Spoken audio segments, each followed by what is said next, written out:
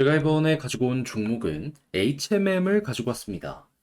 제가 상하이 컨테이너 운임지수 계속 지켜보자 했는데 결국 이게 사건을 만들어주네요. 물론 추가적인 급등까지는 지켜봐야 될 게 남아있다 생각을 할 수 있을 것 같긴 하지만 그래도 지금 굉장히 좋은 부분이 많이 쌓이고 있다 생각을 할 수 있을 것 같거든요. 집중해서 보면 좋을 부분 풀어보도록 할 테니까 들어보시고 도움 된다면 구독, 그리고 좋아요 한번 꾹 눌러주시면 감사드리겠습니다. 자, 일단 가장 먼저 상하이 컨테이너 운임지수 제가 왜 계속 봐라 설명을 드려왔었죠. HMM 같은 경우에는 2010년대 중반 한번 망했다가 살아났죠. 그런데 이 살아나려고 했을 때에도 특정 분야를 조금 집중해가지고 살아 올리려는 전략을 취했고 이게 성공적으로 작용을 했는데 그게 컨테이너 쪽에 집중을 하자라는 부분이었거든요. 그래서 현재 매출의 80% 이상이 대형 컨테이너선 여기에서 나오고 있는 걸 확인할 수 있습니다. 그런 만큼 컨테이너 운임에 따라 가지고 매출 80%가 올라가기도 하고 떨어지기도 하고 이렇게 생각을 할 수 있겠죠. 그런데 지금 어떤 모습이 보여지고 있죠? 계속 올라가고 있다. 그러니까 한마디로 순수하게 버는 돈이 많아지고 있는 상황이다 보니까 HMM이 좋을 수밖에 없다라고 우리는 생각을 할 수 있다라는 겁니다. 그래서 여기에 대해서 NH투자증권이 리포트를 내놓은 걸 확인을 할 수 있는데 여기에서 어떤 내용이 들려오게 되었냐면 자, 올해 3분기까지 운임 고공행진 전망.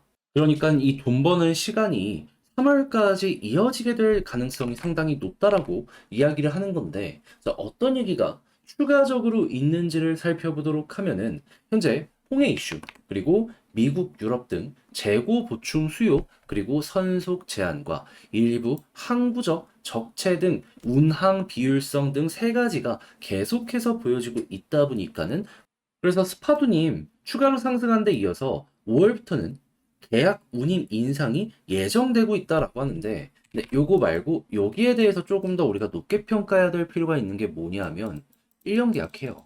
그러면 저점 부근에 1년 계약을 맺어놨던 게 지금 높아진 운임에 맞춰서 1년 계약을 할 가능성이 높아지게 될 테니 자연스럽게 실적 자체가 더 높겠네 라고 볼 수 있겠죠. 그러면 향후 떨어지는 모습이 보여진다라고 하더라도 이 모습 자체가 좀 가격적으로 잘 버티는데 근거가 되어주게 될 것이다. 이렇게 우리 생각할 수가 있는 겁니다. 그럼 당연히 주가가 높은 자리에서 잘 버티면 수급 조금 더 딱딱 들어오는 모습이 보여지게 되었을 때 급등의 가능성도 높아지게 될 수밖에 없겠죠. 그래서 최근에 있었던 악재, 이 전환사채 관련 이슈가 있다라고 하더라도 결국에 지금 저평가할 수밖에 없게 된다. 뭐 이런 얘기가 들려오는 겁니다. 그리고 후티 관련된 이 반군 이야기, 이것 때문에 지금 이런 모습이 보여지고 있는데 이스라엘이 강대강으로 계속 밀어붙이고 있잖아요. 예, 그 흐름 안 깨지게 된다면은 결국 이게 올해 하반기가 아니라 내년까지 이어질 수도 있게 되는 거고요. 그리고 그 타이밍에 미국의 금리 인하가 시작되고 중국의 부양책, 유럽의 부양책이 보여지게 된다? 그러면 그때는 진짜로 이 경기적인 실적 때문에 상하이 컨테이너 운임 지수가 올라가는 모습이 보여지게 될 수도 있게 되는 거죠. 그러면 야 이거 쉽게 안 떨어지고 버티겠네. 그러면 그때 이제 딱 한 가지만 생각하시면 됩니다. 돈 버는 만큼 주가의 재조정은 나올 수 있겠구나. 해운 동맹의 재편에 대한 이슈가 나올 수도 있긴 한데 그건 조금 나중 일이라 일단은 여기에 맞춰서 여러분들 지켜보시고 당연히 그렇게 해서 반등 나오게 된다면 단타의 기회가 온다라는 마인드로 과거 사례 참고해서 현재 위치에서 전략을 구성해 보면 저는 되게 좋을 것 같네요.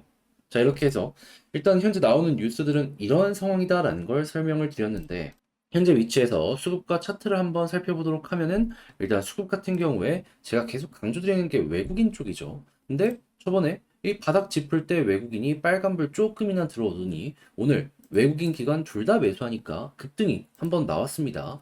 그러면 앞으로도 이 둘을 중심으로 괜찮은 모습이 보여지게 된다면 가격 걱정은 크게 안 해도 되겠네 생각을 할 수 있겠죠. 그래서 이걸 최우선으로 보시고요. 그런 다음에 지지라인적으로 봤을 때 지금 121선 위에서 버티는 모습이 보여지고 있는데 과거에도 여기를 딛고 그런 다음에 이탈했을 때 크게 빠지는 이 모습이 나온 자리이기 때문에 지금도 여기 위에서 버티면 아, 최고의 구간이구나 라는 생각을 하시면서 지켜보시면 좋겠습니다. 그렇게 해서 이제 추가적으로 올라가게 된다면 이제 여기 481선을 노려보면 좋을 것 같은데, 근데 여기 물려있는 애들이 많단 말이에요. 여기서 우리가 이제 생각을 해야 되는 건 뭐냐, 한 번으로는 솔직하게 다 소화되기가 힘들었을 것이다. 그래서 다음번에도 여기서 버티면서 소화하는 모습이 보여지게 된다면 한 번 더 올라가는 걸 노려보되, 그게 아니라면 조정이 나올 수 있으니까 조정이 나오면 8949 8949 이런 식으로 지켜보는 것도 괜찮을 것 같다. 근데 만약에 여기를 돌파하고 위에서 자리 잡으면 어떤 일이 발생을 할까요? 여기 부근 소화와 함께 추세 자체를 돌리겠다라는 요 모습으로 이해를 할 수 있는 거잖아요. 그러면 월봉 자체로 봤을 때 이 구간은요, 거의 1년, 2년, 3년, 4년, 4년? 4년 조금 안 되게 한 3년 반? 그 정도 동안 하락을 만들었던 요 추세의 대반전의 시작점이다 라고 보시면서 한번 더 이렇게 가는 모습도 생각을 해보시면 괜찮을 것 같습니다. 그러니까 쉽게 말하면 여기 올라가면 더 많이 갈 거라고요. 네. 그렇게 해서 HMM 현재 이 구간들 어떻게 이해를 해야 될지 쭉 지켜보셨으면 좋겠는데, 이러한 내용은 이스라엘 쪽이 핵심이 되기 때문에 관련 뉴스 꾸준하게 보시고, 그런 상황에서 수급이 괜찮게 된다면은 그러면 추가적으로 상승의 가능성 높아지게 된다. 그리고 지지라인 베스트는 지금 121선이며 올라간다라고 했을 때 저항은 481선이다. 근데 481선을 돌파하게 된다면은 그러면 이거는 3년 반 동안 누르던 추세를 반전시키는 것이기 때문에 그때는 한 번 더 올라가는 거 긍정적으로 편안하게 살펴봐도 좋을 것 같다. 자, 이렇게 해서 HMM 정리를 맞춰보도록 하고 영상 마치도록 할 텐데, 제 영상이 도움이 되었으면 좋겠고요. 잘 보셨다라고 생각을 하신다면 구독과 좋아요 한번 부탁드리며 전 다음에 더 좋은 영상으로 다시 인사를 드리도록 하겠습니다. 이상 주식 정리해드리는 주정남이었고, 여러분들 모두 이번 주 한 주도 화이팅입니다.